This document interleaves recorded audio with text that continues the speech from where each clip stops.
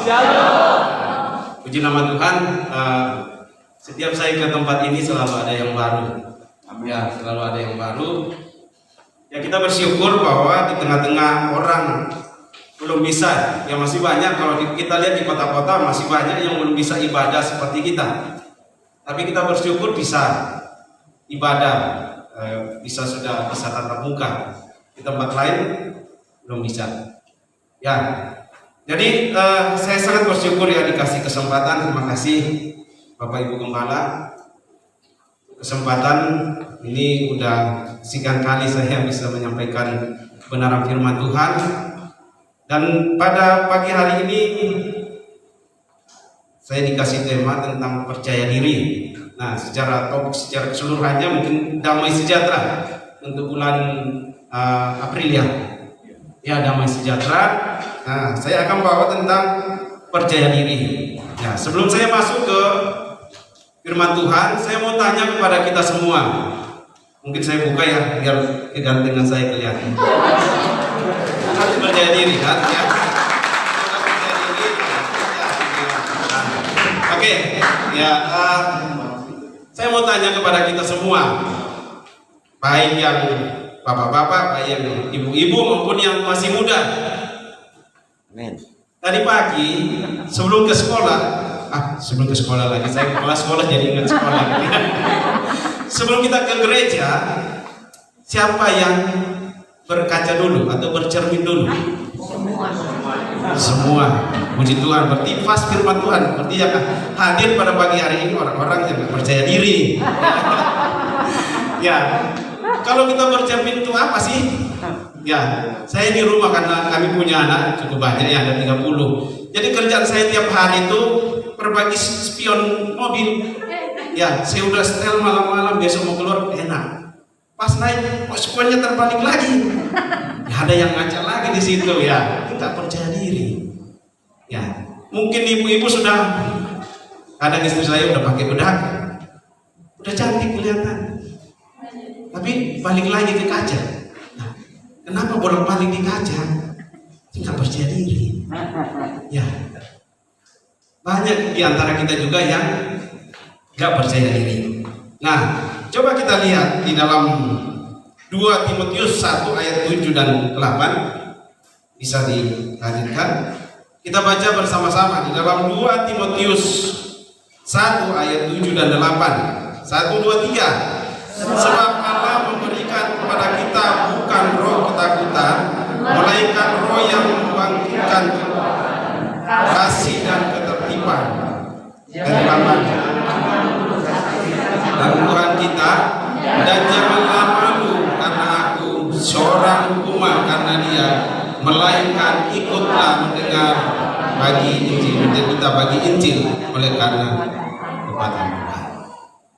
Saudaraku yang dikasih dalam Tuhan, ini yang disampaikan oleh Rasul Paulus pada Timotius. Dikatakan, sebab Allah memberikan kepada kita bukan roh ketakutan. Allah memberikan kepada kita bukan roh ketakutan. Kalau kita melihat ada beberapa hal yang menjadi penyebab kenapa seseorang itu nggak percaya diri.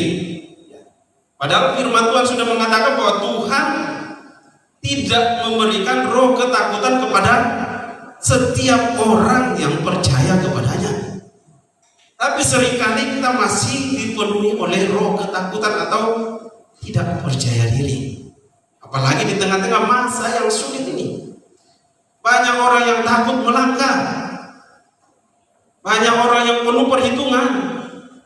Tidak salah kalau kita punya perhitungan, tapi banyak orang yang tidak percaya diri untuk melangkah, untuk menjalani hidup ini. Kalau kita lihat ada berapa penyebab. Tentu banyak sekali penyebabnya kalau kita mau gali satu persatu. Tapi coba kita lihat. Misalnya pertama, takut pada kesalahan. Banyak orang yang takut melangkah karena takut salah. Benar? Benar kan? Kalau anak-anak muda, biasa saya tanya, bagaimana dengan masa depan? Gak jelas. Nah, kenapa gak jelas? Sebutkanlah satu-satu penyebabnya. Kenapa ibu gak jualan lagi? Gak jelas, minyak goreng mahal. Saya lihat di TikTok ya, saya juga sering lihat TikTok. Kita kan harus mengikuti zaman ya. Ya, saya lihat di TikTok itu ada suami istri. Suaminya mau kasih masuk minyak di dalam wajan. Langsung istrinya mau masak, kasih masuk minyak di dalam wajan. Suaminya lari dari kamar. Dia bawa suntikan. Dia ambil minyak pakai suntikan, harus irit katanya. Saking mahalnya minyak goreng, sehingga banyak orang yang takut melanggar. Mau jualan takut, nanti rugi. Nah, kemudian yang kedua, terlalu membanding-bandingkan antara dirinya sendiri dengan orang lain. Seringkali orang gak banyak yang percaya diri karena selalu membandingkan dirinya dengan orang lain, selalu melihat orang lain, sehingga muncul rasa tidak percaya diri. Siapa yang sering membandingkan dirinya dengan orang lain? Ada nggak di sini? Nggak ada. Nggak ada yang sering, tapi yang pernah pasti ada. Ya, saya juga pernah membandingkan diri saya dengan dosen-dosen yang ada di STINT. Saya bawa mobil tua, mereka bawa mobil baru. Nah, kenapa mobil saya bisa diganti? Nah, gitu. Tapi waktunya Tuhan waktu yang terbaik katanya. Amin. Ya. Ya, kita tanpa kita sadari seringkali juga kita membandingkan diri kita sendiri dengan orang lain. Orang lain pakai baju baru, kita sudah melihat baju kita. Ya. Tetangga membangun rumahnya, kita sudah mulai lihat rumah kita. Untung semua sekarang pakai masker. Jadi kalau ada yang pakai gigi emas, kita lihat gigi kita. Ya, untung semua sudah pakai masker, jadi nggak kelihatan mana gigi. Tapi gampang kalau kita mau pakai gigi emas gitu ya, usah sikat gigi. Ya. Nah, jadi kadang kita terlalu banyak membandingkan diri kita dengan orang lain sehingga muncul rasa tidak percaya diri. Nah, kemudian yang ketiga, kadang kita susah untuk melupakan masa lalu sehingga seringkali kita dihantui oleh masa lalu kita. Coba bandingkan kalau orang tua dengan anak muda. Kalau opa-opa zaman dulu cerita, dulu opa itu hebat. Kalau opa bawa motor, masuk tikungan itu lepas tangan. Cucunya bilang, opa hebat. Ya, karena opa digonceng. Wah. Nah ini, kalau anak-anak muda pasti ceritanya tentang masa depan. Mau jadi apa ke depan? Mau jadi apa? Jarang orang yang umur 70 tahun cerita tentang masa depan. Pasti selalu masa lalu. Jadi orang yang susah untuk move on itu pasti ujung-ujungnya dia tidak akan percaya diri. Nah, selanjutnya dikatakan kecemasan atau depresi. Nah, seringkali karena kita dihantui oleh kecemasan atau karena kita banyak masalah sehingga depresi, sehingga kita tidak percaya diri. Kemudian ada pengalaman trauma dalam keluarga. Nah, seringkali tanpa kita sadari sebagai orang tua, kita menciptakan sendiri di dalam keluarga kita anak-anak kita untuk mengalami masa-masa tidak percaya diri tanpa kita sadari. Kalau mungkin orang tua dasar, selalu ada dasar kan? Dasar anak bodoh. Ini anaknya bilang, wah, saya orang bodoh, berarti bapak saya juga bodoh. Seringkali tanpa kita sadar, kita berkata bahwa kamu anak bodoh, kamu anak nakal. Belum lagi kalau mungkin karena tertekan pekerjaan, keluar lagi kata-kata binatang. Sehingga Anda nggak percaya diri. Ya. Banyak anak-anak muda yang nggak percaya diri karena diciptakan oleh orang tuanya. Nah, kemudian ada pola pikir yang negatif, selalu negatif pikirannya, sehingga dia tidak bisa percaya diri. Nah, kalau dibawa di dalam bahasa Alkitab, ini adalah kedagingan semua. Ini adalah kedagingan. Apa yang Alkitab katakan tentang kedagingan? Coba kita lihat di dalam Galatia 5 ayat 24. Kita baca sama-sama. 1, 2, 3. Barang siapa belum ambilnya. Di slide berikutnya saya bacakan kepada kita semua Galatia 5 ayat 24 yang bawah kita bisa dibaca di sana. Dikatakan demikian, barang siapa menjadi milik Kristus Yesus, ia telah menyalibkan daging dengan segala hawa nafsu dan keinginannya. Barang siapa yang menjadi milik Kristus Yesus, mungkin kita yang hadir pada pagi hari ini, kita semua adalah Kristen yang lahir dari keluarga Kristen. Atau mungkin ada juga yang agama sebelumnya atau agama lain yang baru percaya kepada Kristus. Tapi kalau kita lihat firman Tuhan, barang siapa menjadi milik Kristus, ia telah menyalibkan daging dengan segala hawa nafsu dan keinginannya. Jadi bisa dikatakan bahwa orang yang menjadi milik Kristus akan memiliki rasa percaya diri dalam hidupnya. Amin.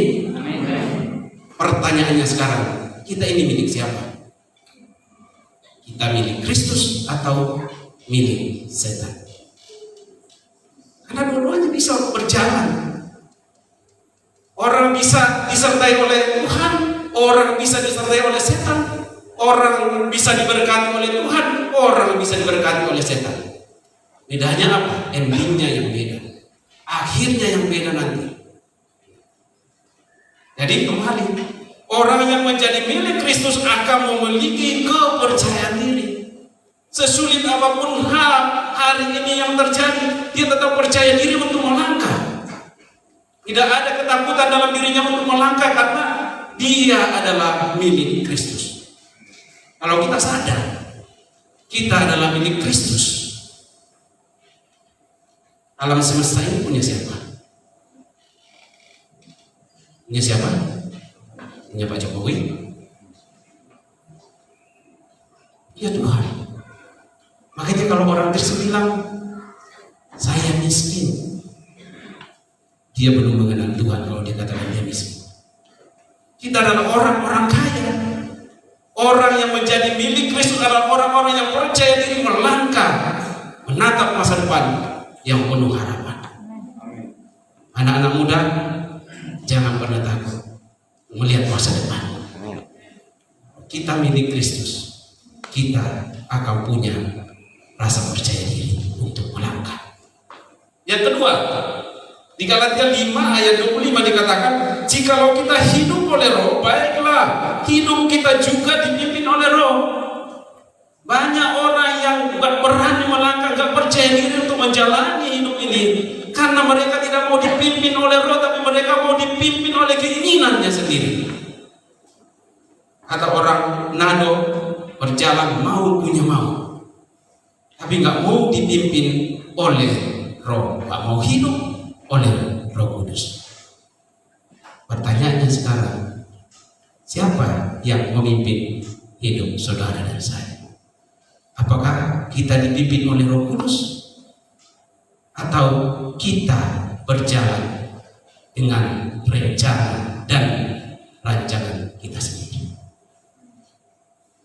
Kalau saudara dan saya mau dipimpin oleh Roh Kudus, pasti kita akan melewati masa-masa yang sulit ini dengan penuh kemenangan. Nggak usah takut. Ada lagunya itu apa? Tak usah ku takut, menjagaku. Terusnya, aku sanggup bila Yesus peliharaku. Ini lagu-lagu orang percaya diri.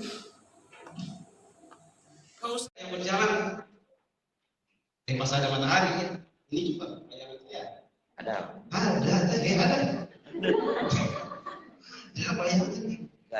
Saya jalan ke sana, dia ikut. Jalan ke sini, dia ada di sana. Ada bayangan. Artinya selama kita masih hidup, masalah itu akan selalu ada. Selalu mengikuti, tapi masalahnya nggak tetap sama kan? Kalau saya jalan ke sini, dia di depan. Kalau saya di sini, masalah itu akan beda-beda. Tapi masalah itu akan tetap ada. Kalau kita yang hadir di sini nggak ada bayangan, itu manusia lah. Ya. Kita datang di gereja ini, ada yang nggak nginjak tanah, semua nginjak tanah. Berarti masalah itu tetap ada. Tapi bedanya, kalau kita adalah orang-orang yang hidup dipimpin oleh Roh, orang yang sudah menjadi milik Kristus, pasti kita berkata, saya akan melewati masalah itu karena Tuhan bersama dengan saya. Tuhan yang memimpin aku berjalan untuk melewati masalah yang berat itu. Aku akan menjadi pemenang. Amin. Selanjutnya kita lihat di dalam 2 Korintus 5 ayat 17. Kita baca sama-sama 1, 2, 3. Jadi siapa yang di dalam Kristus, dia adalah ciptaan baru, yang lama sudah berlalu, sesungguhnya yang baru sudah datang. Ayat 5, pasal 5 ayat 1, 2, 3. Supaya kita sungguh-sungguh merdeka, Kristus telah memerdekakan kita. Karena itu berdirilah teguh dan jangan mau lagi dikenakan hukum.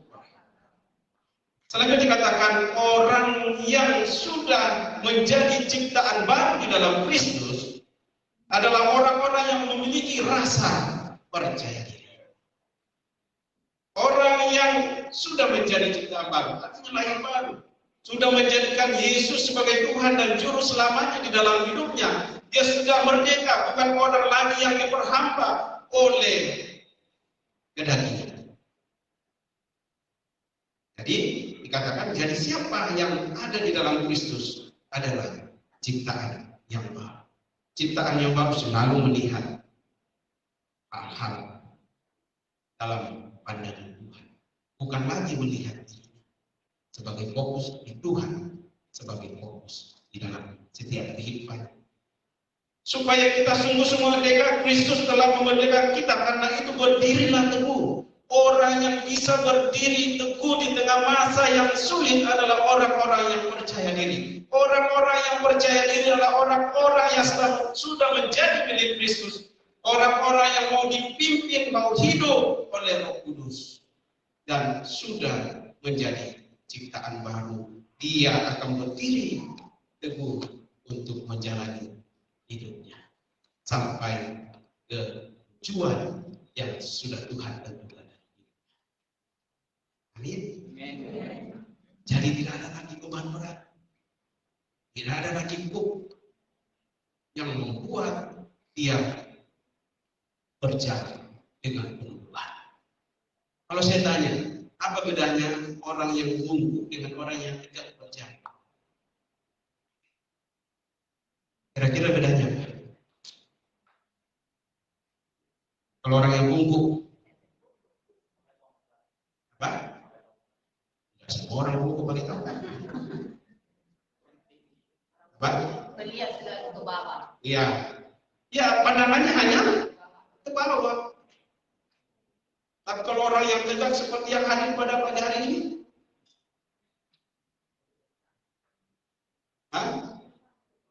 pandangannya banyak, luas. Apalagi bedanya? Pengeluarannya beda. Kalau orang bungkuk dia kan cuma lihat satu. Kalau ke swalaya dia cuma lihat satu. Kalau orang yang berdiri tegak banyak pilihannya, banyak kemauannya. Jadi kalau kita tidak hamba lagi oleh kedagingan, pandangan kita akan luas. Kita lihat masalah, pasti kita bisa selesaikan. Kita pasti keluar dari masalah itu. Karena kita melihat Tuhan yang berjalan bersama kita. Itu ada lagunya, Tuhan yang berjalan. Seterusnya. Tadi ada kan? Tanggoya, Pak. Coba kita lihat tokoh-tokoh dalam Alkitab. Kalau kita lihat waktu peristiwa bagaimana bangsa Israel berjalan padang gurun, ya, ketika mereka sudah mau sampai ke destiny, tujuan Tuhan, janji Tuhan, ketika mereka berseru kepada Tuhan di Mesir, karena mereka ditindas dan mereka tidak kuat lagi berseru kepada Tuhan, dan Tuhan mendengar setiap seruan bangsa Israel, sehingga Musa diutus untuk membawa mereka keluar dari perbudakan, dan dijanjikan, aku akan memberikan bawa kamu ke tanah yang berlimpah susu dan madu. Tapi ada proses yang mereka harus lewati. Tapi ketika sudah mereka mau sampai kepada tujuan yang Tuhan sudah janjikan kepada mereka, mereka disuruh intai.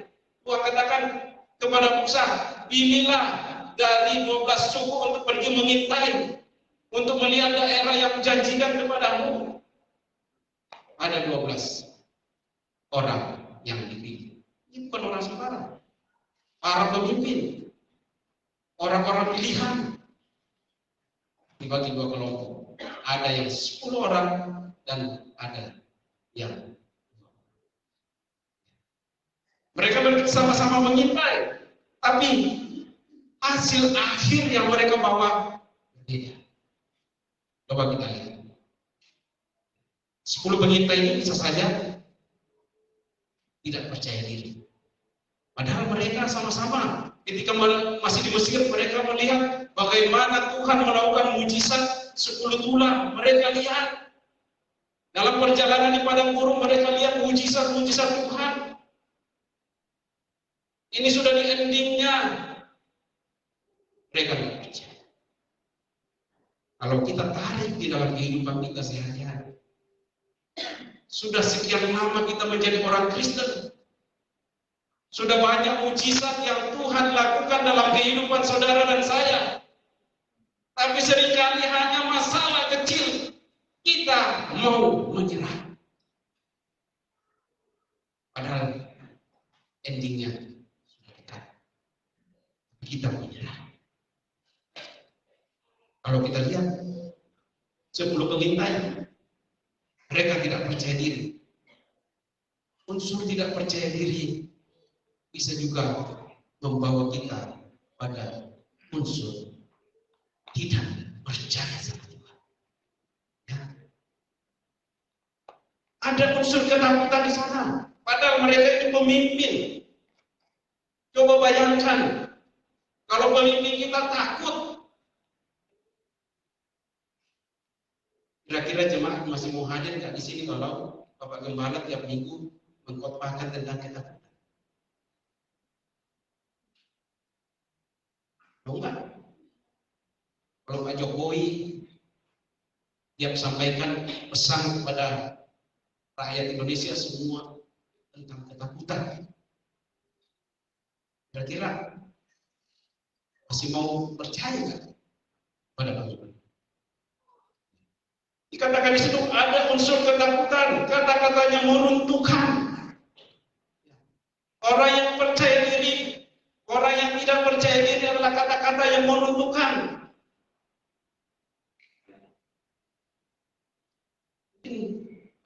Orang-orang tua yang dulu sering berkata seperti ini pada anak perempuannya, udahlah, gak usah sekolah tinggi-tinggi, nanti kamu juga kembali ke dapur.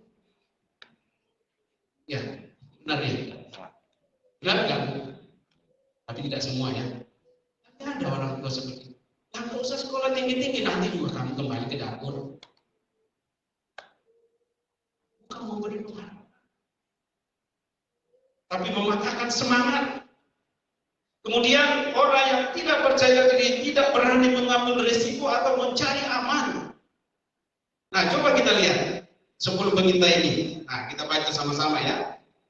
Di dalam Bilangan 13 ayat 28. Dikatakan di situ 1, 2, 3, hanya bangsa yang diam di negeri itu kuat-kuat dan kota-kotanya berkubu dan sangat besar. Juga keturunan Enak telah kami lihat di sana. Tetapi orang-orang yang pergi ke sana bersama-sama dengan dia berkata, kita tidak dapat maju menyerang bangsa itu karena mereka lebih kuat daripada kita.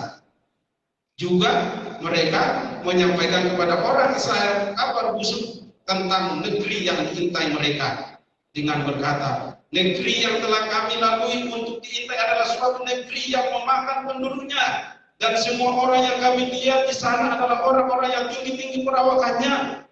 Juga kami lihat di sana orang-orang raksasa, orang Enak yang berasal dari orang-orang raksasa, dan kami lihat diri kami seperti belalang, dan demikian juga mereka terhadap Tuhan. Coba kita bayangkan kalau kita ada di posisi itu saat itu, mendengar kata-kata seperti ini. Kira-kira kita cium nggak? Ada semangat nggak untuk maju? Kira-kira ada. Jadi orang yang percaya diri dalam dirinya tidak akan ada unsur ketakutan, karena dia percaya bahwa kita bisa lalui karena Tuhan beserta dengan kita. Seperti Daud ketika melawan Goliat, jauh besar. Tapi apa yang Daud katakan? Dia bisa, aku datang bersama dengan Tuhan. Setiap kita menghadapi masalah yang besar, katakan, aku bisa melewati bersama dengan Tuhan. Aku bisa lalui karena Tuhan Yesus beserta. Jadi tidak ada kamus orang Kristen, orang yang sudah menjadi milik Kristus, nggak ada kamusnya untuk takut menghadapi masa depan. Jangan sampai kita ada di gereja masa depan cerah, tapi kita khawatir masa depan kita tidak cerah. Amin. Selanjutnya kita lihat apa yang terjadi dengan kata-kata dari 10 pengintai itu. Di ayat 14 ayat 1 dikatakan, lalu segenap umat itu mengeluarkan suara nyanyi dan bangsa itu menangis pada malam itu. Bersungut-sungutlah semua orang Israel kepada Musa dan Harun, dan segenap umat itu berkata kepada mereka, sekiranya kami mati di tanah Mesir atau di padang gurun ini. Kata-kata itu membuat mereka menangis, dan ujung-ujungnya mempersalahkan pemimpin sama dengan mempersalahkan Tuhan yang telah memilih Musa jadi pemimpin. Jadi unsur tidak percaya diri, sebenarnya kita tidak percaya pada janji firman Tuhan. Harusnya orang-orang yang sudah hidup di dalam Kristus adalah orang-orang yang punya rasa percaya diri karena Tuhan yang beserta kita untuk melewati masa-masa itu. Alkitab katakan ke depan bukan masa yang nyaman, bukan masa yang seperti di sana. Tapi Alkitab sudah mencatat masa-masa ke depan adalah masa-masa yang sulit. Tapi dikatakan yang akan diselamatkan adalah orang-orang yang bertahan sampai pada akhir. Orang-orang yang bertahan sampai pada akhirnya adalah orang-orang yang percaya diri karena mereka percaya bersama dengan Tuhan Yesus dalam hidup mereka. Amin. Amin. Mau berjalan dengan siapa? Tuhan siapa?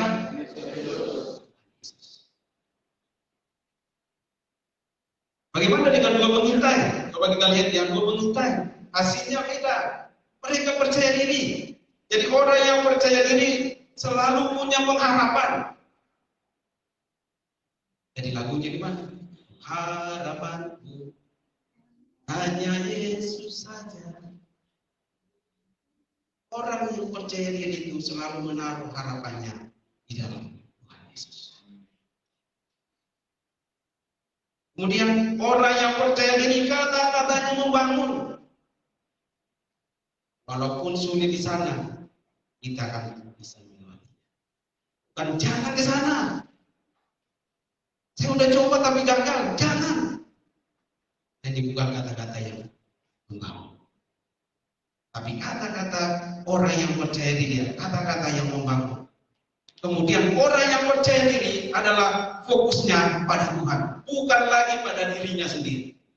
Kalau kita lihat di dalam Alkitab, bagaimana Rasul Paulus dengan Petrus. Petrus itu adalah orang yang sungguh percaya diri. Dari 12 murid, dia itu paling vokal ketika ada apa-apa. Tapi rasa percaya dirinya bukan fokusnya sama Tuhan, tapi fokusnya pada dirinya sendiri. Seringkali kita juga percaya diri, tapi fokusnya pada diri sendiri. Coba lihat Rasul Paulus. Ketika dia berjumpa secara pribadi dengan Tuhan Yesus, 180 derajat hidupnya berubah. Tidak ada dicatat di Alkitab bahwa Paulus kembali ke masa lalunya. Tidak ada. Dia berubah 180 derajat. Pertanyaan bagi kita, sudah berapa derajat? Apa itu sudah kecepatan berapa itu?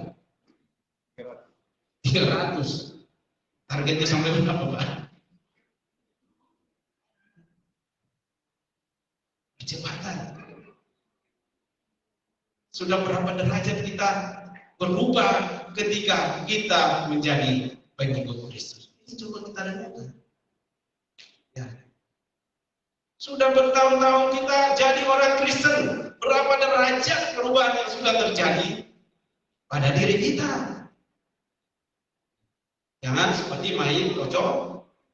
Kalau orang Manado main kocok-kocok, apa? Melangkah, maju 1 langkah, mundur 2 langkah. Maju nggak ya? Ya nggak maju-maju, jalan di tempat. Ya, jadi orang yang percaya jadi fokusnya kepada Tuhan.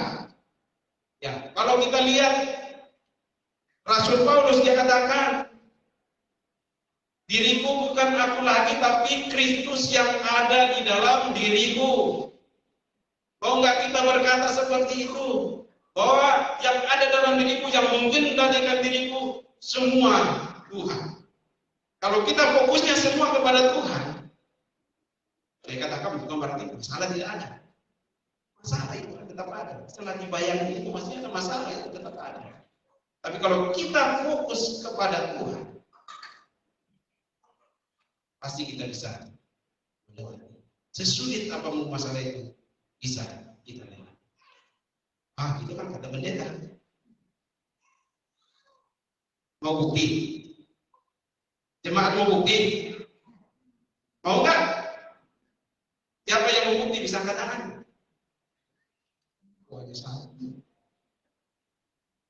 Saya ulang lagi. Ini nggak ada diulang lagi nanti ya. Terakhir. Siapa yang mau bukti kalau berjalan bersama Tuhan, sesulit apapun masalahnya pasti bisa dilewati? Siapa yang mau buktinya? Angkat tangan. Angkat tangan. Puji Tuhan. Silakan saksikan sendiri. Coba. Kalau kita nggak pernah mencoba, mana kita ada buktinya kan? Ya. Ini saya saksikan sedikit. Berapa waktu ini? Saya saksikan sedikit. Di tempat saya dulu hanya 2 orang. Dia bertambah menjadi 12 orang. Dia sekarang sudah 30 orang. Kalau saya ketemu orang, pertanyaan pertama yang orang sampaikan, gimana cara kasih makannya? Sama. Ya, beras dicuci, dimasak, ditata makan. Ya maksudnya, dari mana kasih makan orang sebanyak itu? Sebenarnya itu landasannya. Kalau kita mau berjalan bersama dengan Tuhan, jalannya Tuhan kadang tidak pernah kita bisa pikirkan secara logika manusia. Matematikanya manusia beda dengan matematikanya. Jalan bersama Tuhan, iya, mujizat akan terjadi dalam hidup. Mujizat akan terjadi dalam hidup. Tapi seringkali kita mau mujizat tapi tidak mau proses. Ini seringkali membuat kita sampai pada destinasi. Karena kita mau mujizat tapi tidak mau proses. Untuk apa sih kita dicatat? Untuk apa perjanjian lama disuruh baca? Itu kan pengalaman bangsa Israel dengan Tuhan. Supaya kita melihat di sana, Israel dijanjikan ada yang berlimpah susu dan madu. Tapi bukan dalam hitungan detik mereka sampai ke sana. 40 tahun diproses untuk sampai ke sana. Dan yang tidak bisa mengalami proses tidak masuk. Semua yang keluar dari Mesir hanya orang yang bisa menikmati tanda perjanjian, yang bisa melewati proses. Kalau kita nggak mau diproses sama Tuhan, kita tidak akan pernah sampai kepada janjinya. Enak jadi orang Kristen? Enak? Nikmati saja bersama dengan Tuhan. Pasti sampai kepada tujuan. Ya. Jadi kalau kita lihat apa kata-kata kedua peminta itu, dikatakan kemudian Kaleb mencoba menetralkan hati bangsa itu di hadapan Musa, katanya kita akan maju dan menduduki negeri itu sebab kita pasti akan mengalahkannya. Tuh, bayangkan karena yang membangun. Ya, kalau kita orang tua mungkin kita nggak punya uang untuk menyekolahkan anak kita untuk kuliah, tapi tetap kasih harapan, kamu pasti bisa. Ayo terus belajar, melangkah. Saya sampai S2 tidak ada sebesar biaya keluar dari tempat saya. Ketika mau kuliah S2, saya sudah di Palalangun dan ada orang datang. Sudah lama saya cari yang mau lanjut S2. Dia berdoa dan Tuhan kasih di sini. Tuhan, ada biaya lagi. Karena 2 kali kan saya dari sekunder, 2 kali ambil S2-nya, penyetaraan, saya kuliah di Kiranus, ada beasiswa biasa disediakan dari Departemen Agama. Ya, jadi ajukanlah, berdoa dan Tuhan sediakan. Sama tadi saya bilang anak-anak, ada saja yang memberi. Ya, kami tidak pernah meminta, tapi ada yang artinya itu bukan cara Tuhan menolong kita. Cara Tuhan menolong kita itu kadang kita nggak pernah bisa pikirkan. Ya, kalau kita bisa pikirkan, oh kayaknya Tuhan nanti rencananya seperti itu. Kadang yang kita pikirkan itu tidak pernah terjadi. Tapi yang tidak pernah terlintas dalam diri kita. Justru itulah dahsyatnya yang kita percaya. Mungkin kita punya saudara yang kita bisa kayaknya saudara saya ini mampu menolong saya. Tapi ternyata tidak. Ada orang-orang sederhana yang Tuhan pakai menolong kita.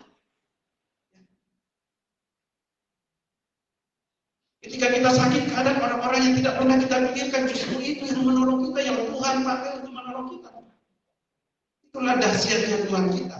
Jadi orang yang percaya diri seperti kami ini adalah orang-orang yang selalu memberi pengharapan. Jangan pernah takut, tetap percaya diri, jalani hidup ini. Jalan bersama dengan dikatakan, tetapi Yosua bin Nun dan Kaleb bin Yefune yang termasuk orang-orang yang telah mengintai negeri itu mengoyakkan pakaiannya dan berkata kepada segenap umat Israel, negeri yang kami lalui untuk diintai itu adalah luar biasa baiknya jika Tuhan berkenan kepada kita. Ini kata-kata pengharapan. Jika Tuhan berkenan kepada kita, maka kita akan membawa kita, maka Ia akan membawa kita keluar atau kita masuk ke negeri itu dan akan memberikannya kepada kita, suatu negeri yang berlimpah susu dan madunya. Kira-kira beda nggak antara 10 pengintai dengan 2 pengintai? Beda. Kalau kita posisi orang tua, kalau kita di posisi 10 pengintai, anak kita tidak akan pernah menggapai masa depan yang baik, karena kita tidak akan pernah memberikan harapan. Jika kita jadi pemimpin bola yang 10 pengintai ini, orang yang kita pimpin akan selalu punya mental tidak percaya diri. Ketika kita menjadi seperti 2 pengintai ini, orang yang kita pimpin adalah orang yang penuh harapan, punya masa depan, punya pemikiran yang luas, mindset yang luas. Pertanyaannya, pilihan ada di tangan saudara dan saya. Pilihan ada di tangan saudara dan saya. Kita mau menjadi orang yang percaya diri atau menjadi orang yang tidak percaya diri. Kalau kita mau menjadi orang yang percaya diri, serahkan diri kita sepenuhnya kepada Tuhan.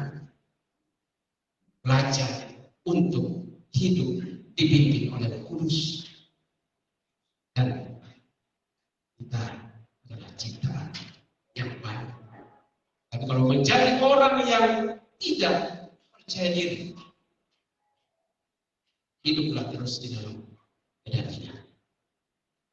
Pilihan ada di tangan kita. Mau pilih yang mana? Tuhan tidak pernah memaksa. Itulah hebatnya Tuhan kita. Tuhan Yesus tidak pernah memaksa, tapi selalu memberikan kebebasan. Tapi sudah ada. Kalau kamu ikut saya, ini tempatmu. Kamu nggak ikut saya, ini tempat. Jelas. Jangan kita menjadi orang Kristen yang kamu mau. Tapi marilah kita menjadi orang Kristen yang punya jiwa. Damai sejahtera itu akan ada ketika kita menjadi orang yang percaya diri. Orang percaya diri berani bicara karena dia tahu siapa